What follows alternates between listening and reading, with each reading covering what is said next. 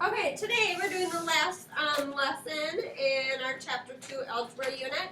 That is solving proportions. What you're going to be able to do today, you're not going to really worry about creating, that's tomorrow, but you will solve proportions. And it's not going to involve real life today because that's more of a tomorrow situation. So, main thing, solving proportions. You need to know what a cross product is. Have to, as 8th graders, know cross product. If you have two fractions that equal each other, that's a proportion. So you can solve for a missing number by using the cross product. A times D, that's this, A times D is equal to B times C. That's a cross product. You're creating an X. So, in order to solve a proportion, you need to utilize a cross product. So set their cross product equal to each other. That's this. Do this. Put an arrow there so you know what you mean. And then you solve. So as 7th graders, we just went 10 times 20 divided by 16. But it's going to be a little more advanced as 8th graders, so you have to set up the cross product.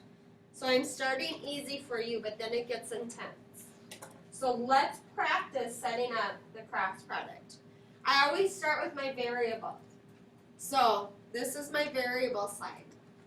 16t equals, So that's 16 times t? yep, is 16t.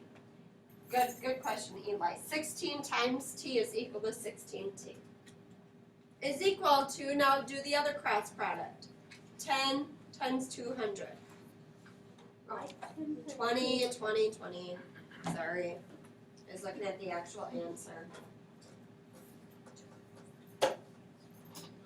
Okay, so 16t equals 200, and now I can divide. So 200 divided by 16, 12.5. T equals 12.5. You have to set up your cross product today. Have to. I don't just want numbers, I want the cross product. Okay. Next one, set up the cross product. So I always do my variable side first. 17 times b is 17b equals, that's just a cross product. Now I do this. It's kind of your call how you want to handle this. I usually plug it into my calculator and just write down the answer. So in my calculator I'm going 3.8 times 51 is 193.8.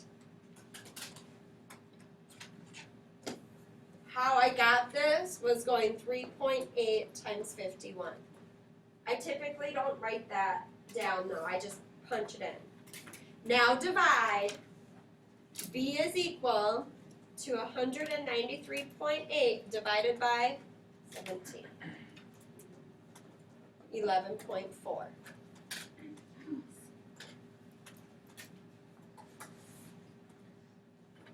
Okay? Now again, setting up my cross product. Well, I want you guys to set up these next two and then compare. Okay, the next one again, I always start with my variable side. So 7 times w is 7w equals 6.3 times 10, which I know is 63. Divide, w equals 9.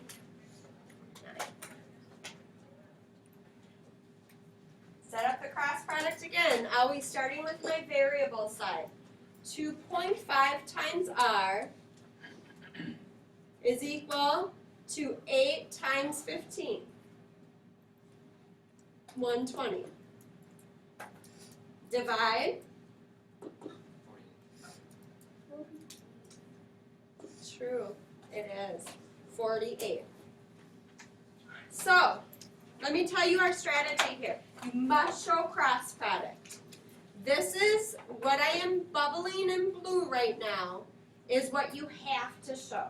You have to show me that you know to multiply the diagonals and set them equal to each other. This is the step by step. This is me showing what I'm multiplying together and then going to the final answer. I usually use this one first. So it's your call how you want to do that. You could set it up like that step first and then work down, or set up this way. But this is the minimum, right? Are we doing word problems? No, word problems tomorrow. I love proportion word problems. One of my favorite things in the universe. No, it's, oh. Don't you have, this one, go to this page. This you need to know today.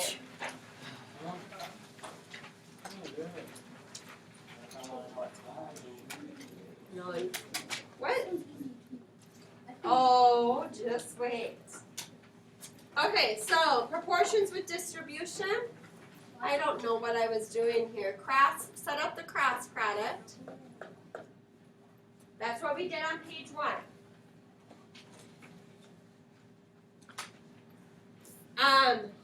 This must mean distribute.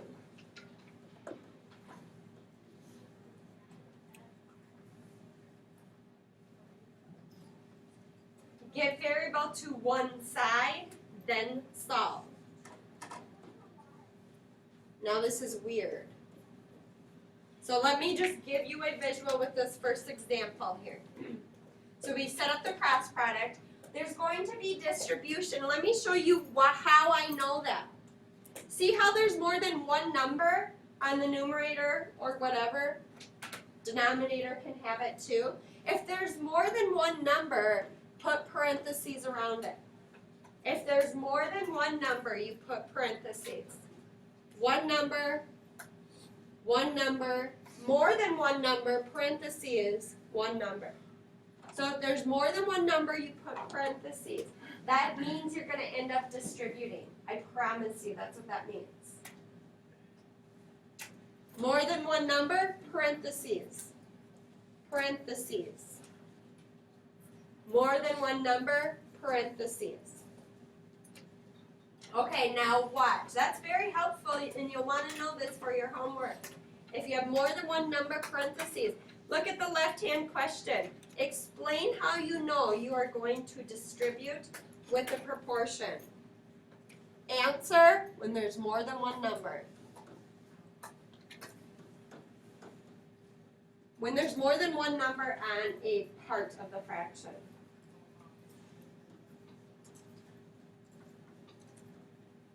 That's how I know. Okay, now watch me set up this cross product. This is where it gets a little more intense, but it's the same thing. So it doesn't matter which one I start with. I'm going to do this one. 5 times this. Do you see that this is parentheses? Do you see? So it's 5 times, write it down, the parentheses 2. B plus 3 is equal to, now the next cross product, 4 parentheses B minus 8. Now do you see how I distribute? Yep, you gotta be so careful for that little sneaky distribution. Distribute 5B plus 15 equals, distribute 4B minus 8. Wait. What'd I do? 32. Yeah. Okay, once you plus a negative. Sure. Sure, you do want to do that. Okay. Get B to one side, so I'm going to subtract 4B.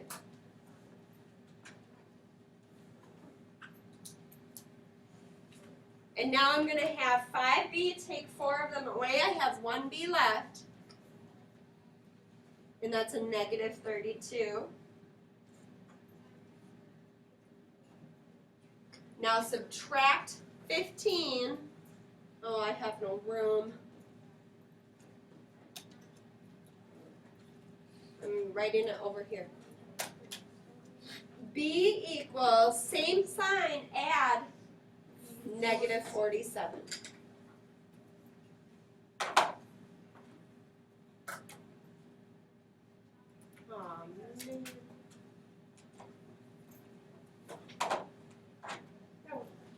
That's a lot of work. Do you see the difference? So you have 7th grade proportion standards. Let's review. 7th grade proportion standard, this stuff. And then you have 8th grade proportion standard. And that's the distribution. I mean, you have to know how to solve with variables on both sides. Okay, let's set up the next one. Let's just do it. And then I'll probably just do one more. This style tends to make kids crabby too. So 2 more and then you can get to your homework. Set up the cross product. I don't care how you do it. I'm going to go 3 times 2n plus 4 is equal to cross product. 6 times n.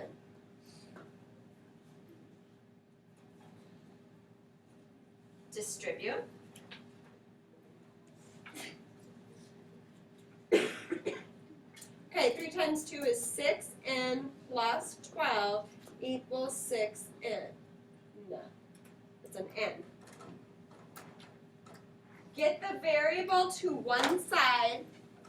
Something weird's going to happen, and you're going to want to reference this. So take 6n away. Take 6n away.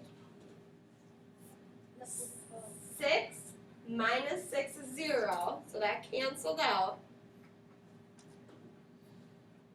12 equals, what's 6 minus 6? Does 12 equal 0? That's a no solution. I said that. I know you did, I heard you. Did you see me? I gave you eye contact. Okay. I love algebra. I want you to love algebra too. Alright, next one. Set up the cross product. So notice it's very important that when you see more than one number, you put parentheses, because that means that you have to distribute. It's very important. So just 7 times c plus 1 is equal to, I always put my number outside the parentheses, 4 times c minus 2.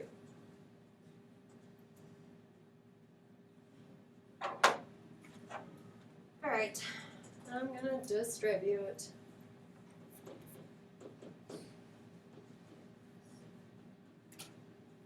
Okay, I distributed. Now I'm going to move my 4c. Since it is a positive 4c, I'm going to subtract it.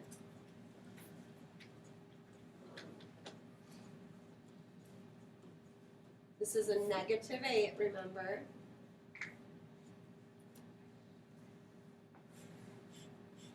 Subtract 7. Same sign means add. So that would be negative 15. And divide by 3. Negative 5.